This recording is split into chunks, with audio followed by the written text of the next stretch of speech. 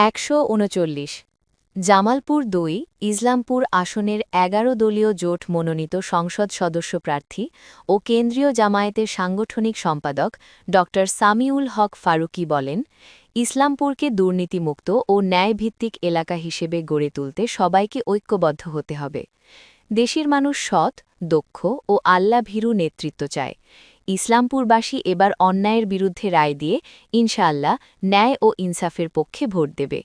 ইসলামপুর প্রতিনিধি আবিদ হাসান জানান, রবিবার বিকেলে ইসলামপুর সরকারি কলেজ মাঠে জনসভায় প্রধান অতিথির বক্তব্যে এসব কথা বলেন তিনি। জনসভায় উপজেলার বিভিন্ন ইউনিয়ন ও পৌর এলাকা থেকে নেতাকর্মী ও সমর্থক অংশগ্রহণ করেন। জনসভা শেষে গণমিছিল বের করা হয়। তিনি আরও বলেন, ক্ষমতার রাজনীতি নয়, মানুষের অধিকার প্রতিষ্ঠাই আমাদের রাজনীতির মূল লক্ষ্য। ইসলামপুরকে দুর্নীতিমুক্ত ও ন্যায়ভিত্তিক এলাকা হিসেবে গড়ে তুলতে সবাইকে ঐক্যবদ্ধ হতে হবে।